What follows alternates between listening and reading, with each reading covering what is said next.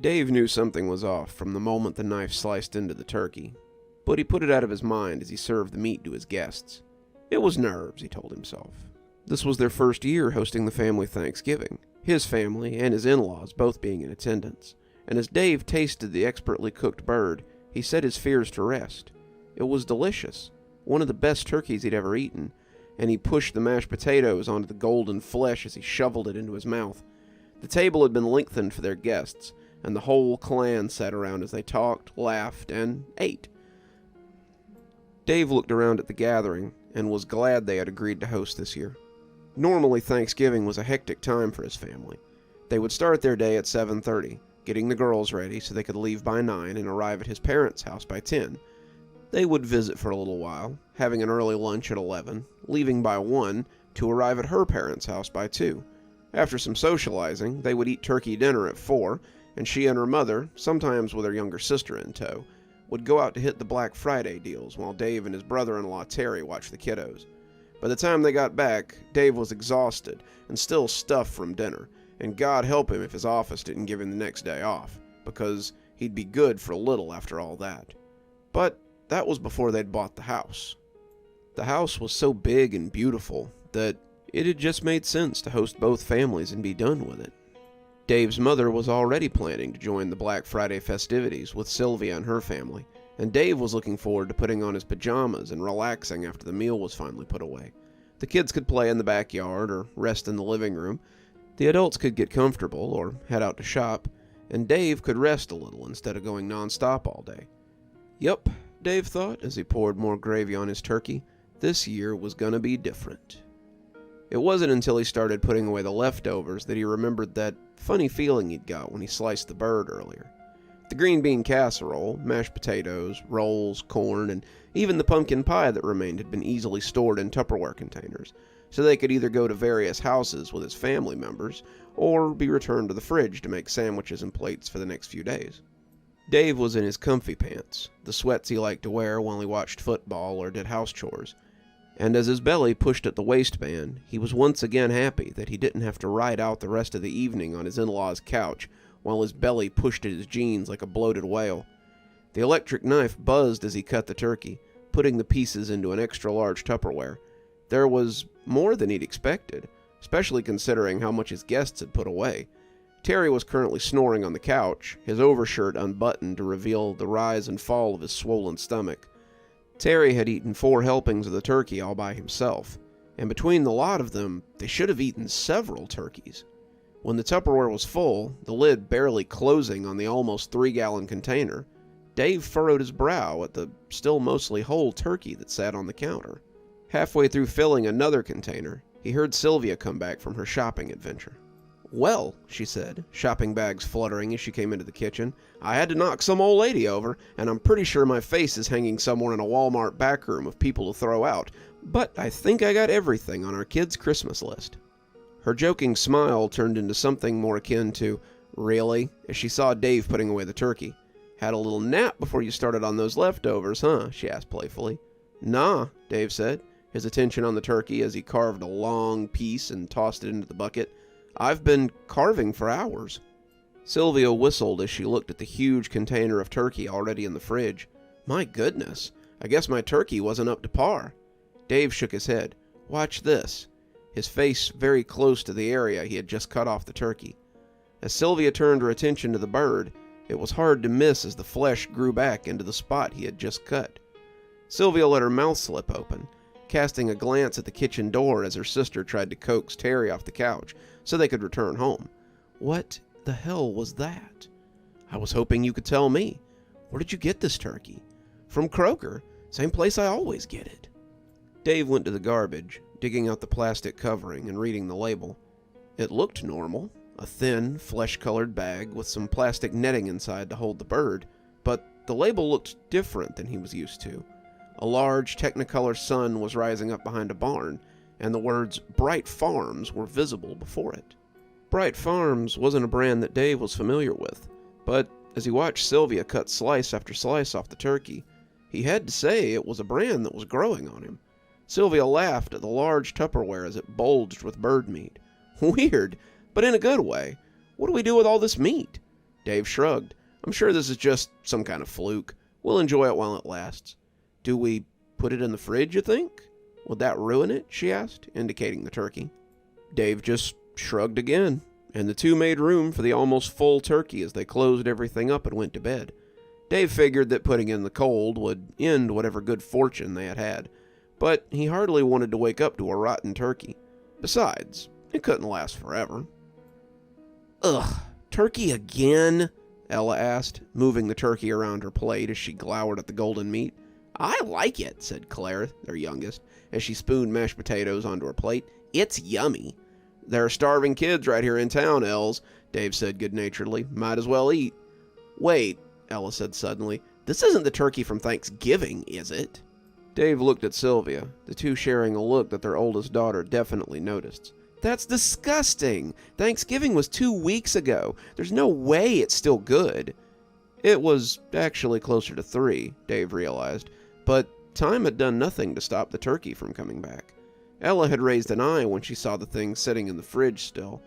It's fine, dear. Your father and I have eaten it, and it tastes just fine. Eat up before it gets cold.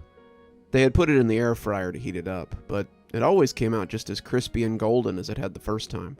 The meat never spoiled, even when Sylvia had accidentally left the Tupperware out overnight, and the family had carried on eating it. Dave found it delicious, and Sylvia had joked that she had outdone herself this year. They had been eating turkey regularly ever since Thanksgiving, and no one but Ella seemed to show any signs of stopping. I'll pass, Ella said, pushing the plate away. I've been having weird dreams lately. I think it might be the turkey. Dave started to chide her for wasting food, but he too had been having some pretty weird dreams. He couldn't say it was due to the turkey, but it certainly had played a part. Dave had woken up a few times in the kitchen, the fridge door open and pieces of turkey still in his hand. The dreams themselves were usually flashbacks to the Thanksgiving, watching the guests eat and eat as the turkey centerpiece grew to fill the table. The guests grew too, Dave included, though that part seemed grounded in reality. He'd put on 10 pounds in the last few weeks. But he had shrugged it off as holiday weight. With Thanksgiving over and Christmas quickly approaching, there were no end of holiday parties or potlucks at work. Dave watched as Claire took her sister's turkey, as Ella left to go to her room. Don't worry, Dad, Claire assured him. I won't let it go to waste. Dave smiled, ruffling his daughter's hair, but noticed a certain roundness to her face. Ella looked about the same as ever, but as Sylvia wolfed down her own turkey, Dave couldn't help but notice that his weight gain wasn't the only new addition to the family. He put it out of his mind as he returned to his dinner. It was just a little holiday weight, nothing more. Dave pursed his lips when he opened the door to find his sister-in-law on the porch. It was the middle of the day. Shouldn't she be at work? Hey, Stacy, what's up? She smiled, but it looked a little strained. Hey, Dave, I was just wondering if you had any more of that turkey. She was trying to put it off as curiosity, but her demeanor made Dave think she was on drugs or something. She was shuffling from foot to foot and scratching her arm, and Dave was a little worried about her. She'd been coming around a lot lately, and he didn't think he'd ever seen her over quite so much. It appeared that Sylvia was giving her turkey. It wasn't like they didn't have plenty of it, but it appeared to be having a negative effect on her. Sure, I guess. Are you feeling okay? You seem kind of under the weather. Yeah, I'm okay. I'm just hoping you've got some of that turkey. It's so good. I can't get enough of it. Terry, too. He's been taking it for lunch every day.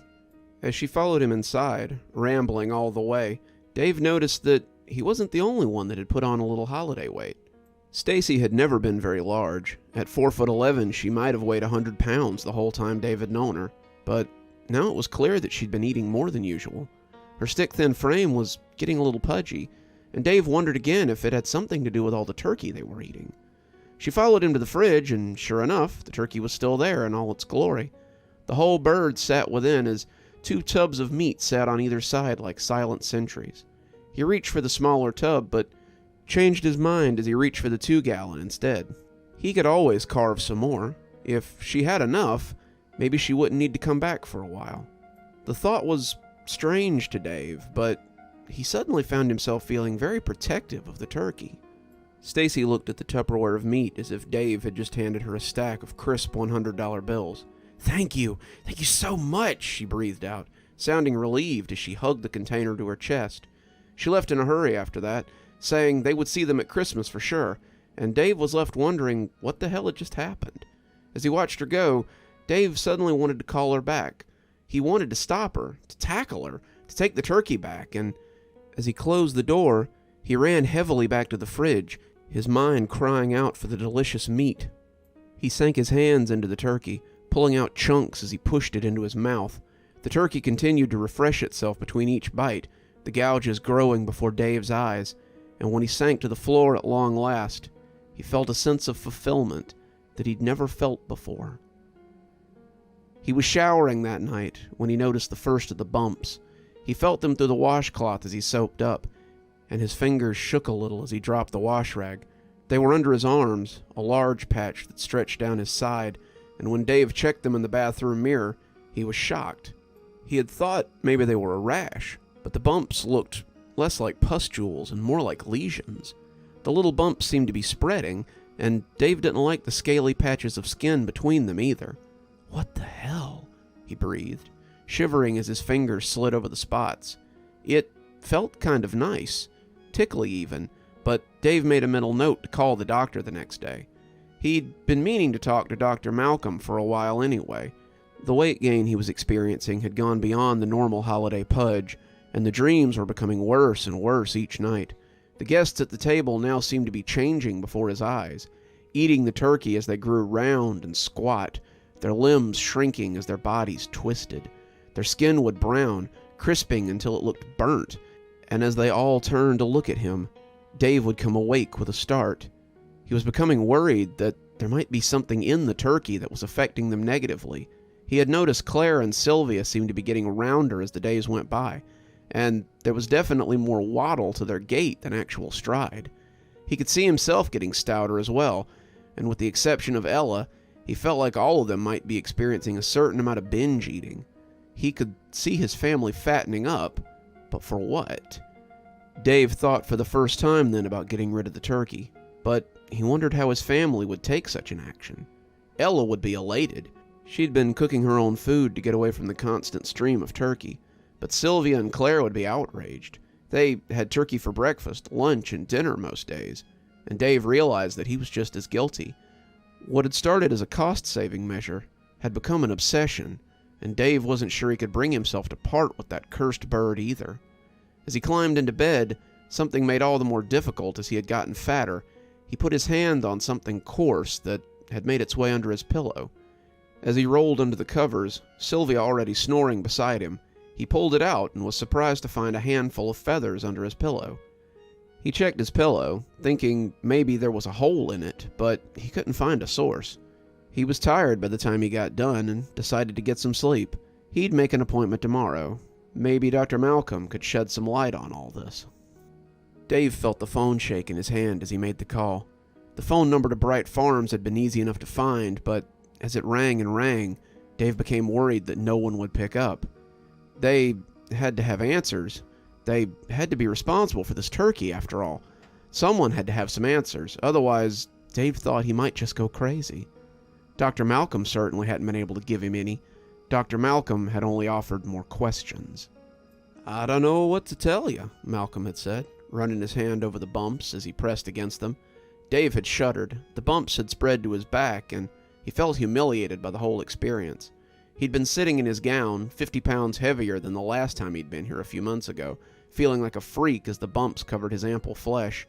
As he got undressed, he noticed he had some of them that had migrated to his chest as well, and Dave hoped that Doc might be able to give him some good news. "They aren't pustules or folliculitis, and there doesn't appear to be any drainage from them that I could see. They don't ooze when squeezed, and the x-rays don't show any growths below the skin. It's not a rash or something dermatological.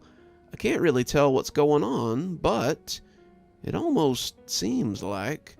He stopped himself, shaking his head as he flopped onto the spindly stool near the wall. "What?" Dave asked, ready to grasp at any straw he might offer. "It almost looks like under a bird's feathers. After you pluck them, their skin looks a lot like that. But that's stupid," he added, laughing a little as he made a note on Dave's chart. Dave agreed, chuckling a little, though he didn't think it sounded so stupid. He had looked up the number shortly after getting home. Dave didn't know what he expected this Bright Farms to tell him, but he knew he needed answers. In his mind, these guys would know what was going on. Maybe they could help shed some light on the situation. With every ring that passed, Dave was more and more certain that no one would pick up. The number would be old. They'd be closed. No one would know what he was talking about. Someone picked up on the sixth ring, just as Dave was getting ready to hang up. Bright Farms General Store, Thomas here. How can I help you? Dave was stunned for a moment, the man having to say hello a couple of times before finally finding the saliva or the words to speak. Yeah, we bought one of your turkeys this year for Thanksgiving. Uh-huh, the man said, David hearing a scratch of a pen. If you're trying to make a return, you can take it back to the store. We don't have any special return policy or anything. No, I was just trying to get some information on your products. My turkey seems to be coming back after I cut it, and I'd like to know if there's any side effects from this kind of thing. Coming back, the man said, and then Dave heard him gasp, but not like someone who's surprised. He gasped like someone who's seen a celebrity. Oh my goodness, it's you!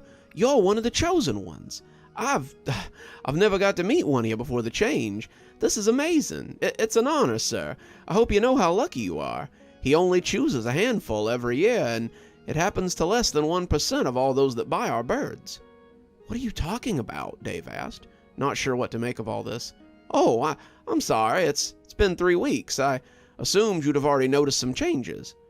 What exactly are these changes? Dave asked, hearing the front door open as the kids came home from school. Ella went straight to her room as she had every day, but Claire made a beeline for the kitchen. Dave could see her as she waddled in, her own change even more noticeable than his own. As she opened the fridge, he was unsurprised to hear the sound of the seal coming off the turkey container. He saw his daughter, normally very athletic and energetic, laboring to breathe as she put the turkey and gravy on a paper plate. Her ankles had begun to thicken, and Dave almost thought he could see something like scales in the patches of flesh between her socks and jeans. Her teacher had called last week about her poor performance, and about how she'd been eating in class, which was not allowed. She'd been sneaking extra turkey to school to eat between meals, and her teacher was threatening to give her detention if she didn't stop. Well, dry patches of skin, bumps, weight gain, sharpening of the bone structure. Have you noticed any feathers appearing randomly yet? That's a big tell. She came out of the fridge with her cheeks already bulging with turkey, and Dave couldn't help but notice the feathers in her hair. As she walked to her room, the plate piled high, the turkey feathers wafted down from her lustrous brown locks. Don't worry, pal, Thomas went on, clearly grinning on the other end of the phone. I know this is a lot to take in. We'll send someone over real soon to help walk you through it. Before you know it, you'll also have a new home in the field. Dave let the phone fall to the floor, his feet taking him towards the bathroom in a wobbly gait. He leaned in close as he looked at himself in the mirror, smoothing out the skin on his face as he looked. His face seemed normal, but Dave couldn't help scrutinizing every feature. The bags under his eyes made sense. His dreams had been plagued by the eating dream for almost a month. His skin appeared plumper, but still normal, though Dave couldn't help but see things that may or may not be there. Was his nose sharper? Were his eyes smaller? He looked under his neck, the double chin now very prominent, and he thought there might be some bumps under there too. Maybe one of those chins looked a little like a waddle? He tried to tell himself that it was all in his head, but the longer he looked, the more certain he was that nothing was as he remembered. What are you doing? Came a voice from behind him, and Dave realized that Sylvia had come home. He turned to tell her everything was okay, but as the tears started falling, Dave fell heavily to his knees and clutched at her. I'm scared, Sylvia. I don't know what's going on.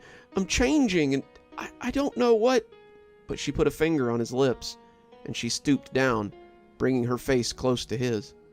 He could see the bumps rising up her neck as they came close, and the longer he looked at her face, the more her nose began to look like a beak. You're just hungry, dear. Come on, let's get some dinner in you. You'll feel better after that. Dave tried to shake his head, but as she helped him up to lead him to the table, he became less and less sure. Claire was already waiting for them, her eyes glazed over a little as she stared into space. Sylvia was at the table too, feathers rising from the neck of her sweater. And Terry was there too, his nose having taken on the sharp point of a beak as he turned to look at Dave. When he opened his mouth, nothing but a gobble came out, and Dave felt his fear rising up again as Sylvia sat him down beside the turkey man. He wanted to run, he wanted to deny all this, but when she sat the golden brown idol before them, he felt the drool slide down the corners of his mouth and knew that he couldn't leave. They all fell on the bird, ripping and eating as the meat returned as pristine as always, again and again. Dave's fears were nothing before the bird, and as he ate, the people around him grew and grew. Their bodies changed, their features twisted, and when Dave tried to mention it, nothing came out but a thick guttural warble. Soon he wasn't even grabbing the meat anymore. His hands had shrunk into useless wings, and they were all digging mouthfuls of flesh with their sharp beaks. A scream turned their heads towards the living room, and they could all see Ella as she stood in confusion. She retreated then, her door slamming from farther down the hall, but it hardly seemed to matter. The rafter of turkeys turned back to their dead cousin and continued to eat, growing fatter and fatter as they gorged themselves. Thomas found the door unlocked, and as he and his brothers and sisters came into the house, he smiled at the scene before him. 5 fat turkeys, still picking at the bones of their meal as they warbled and gobbled. 3 hens and 2 toms. Not a bad haul at all. They made quite a mess, but that was okay. There would be nothing here for the police to find when they came to investigate. Certainly nothing to tie them to Bright Farms. "Load them up," Thomas said, his family going to work. "We got a few more stops to make before we head back." They herded the birds out the door, running them towards the truck that they had pulled up to the front door, so they didn't have to chase any of them. There were always questions when people saw them running down the road in their overalls and Amish dresses, which led to other unexplained disappearances. It was always better when they came to see the light on their own, but converts sometimes had to be made rather than found. "Who are you? What's going on?" Thomas looked over and saw a girl coming up the hallway. She looked to be about 12 or 13, and scared out of her mind. It appeared that the siren song of the bird hadn't snared her, but Thomas knew there was a greater call than that of the turkey. He bent down, giving her his widest smile, as she looked at him with open fear. "My dear, have you ever heard of the Bright? I find it helps put things in perspective during trying times like this." Dave had never been so happy in his whole life. Being a turkey was easy. Eat, sleep, make little turkeys, and wander the fields around his new home. There was no job to go to, no mortgage to pay, no parties to attend, no conversations to carry, no expectations to live up to. No, he thought as he dug his beak into the ground for more bugs, he was wrong about expectations. Even as a turkey, there was one expectation. He looked up as a group of birds was led to the waiting trailer, their heads held high as they waddled to their destiny. Dave could see a few of them that seemed to have a slight glow inside them, and he knew how lucky they were. There would be some new faces in a few weeks, and Dave knew that soon it would be his turn as well. Easter, or maybe next Thanksgiving, and then he too would fulfill his own expectation. Maybe his glow would grow before that day, and he would be responsible for ushering in some new faces as well. Someone called the turkeys to lunch, and the rafter came running. Dave looked up at the smiling girl holding the bucket, and thought he recognized her for a moment. She looked familiar, her long dark hair in a braid, and a name tried to work its way to the surface before Dave pushed it down, even as he pushed his face into the trough. That was something he had cared about before he'd been a turkey, and the food in the trough was the only thing he cared about now. Eat, sleep, make little turkeys, and grow fat. That was how a turkey fulfilled his destiny.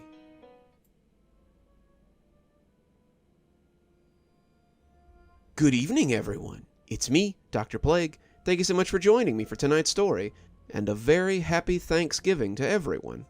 I hope you've enjoyed today's Thanksgiving story. I know it's a day late, but I hope it too doesn't put you off your turkey any more than Wednesday's story did. I just thought I'd come on and let you know that starting next week, we'll be having some Christmas stories mixed in. And then, on December 14th, I've got something special for you. I'll be doing 14 days of stories featuring the Yule Lads. For those of you who are familiar with them, they're Icelandic Christmas tricksters, but the story I have planned is quite a bit darker than the ones they've got. We'll, of course, have more of our usual stories, though I might throw in some Christmas-themed ones, just to spice it up a little bit. If you're thinking about spicing up your own holiday wish list, there's a link below to my new book that has Christmas and Halloween-themed stories in it, so why not make your holiday a little more spooky? Some of my patrons have already got theirs and said they really enjoyed the stories within. It's the perfect gift for anyone on your holiday wish list, so come on down to Amazon and pick up your own copy. Speaking of my patrons, let's go ahead and thank them.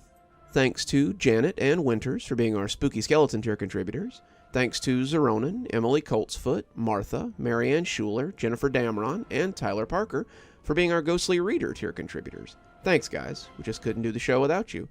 If you'd like to support the show, come on down to Patreon. There's a link below. I'm sure we have many tiers, and I'm sure there's one that'll suit you. And as always, thanks for stopping by. Dr. Plague, signing off. Have a wonderful evening.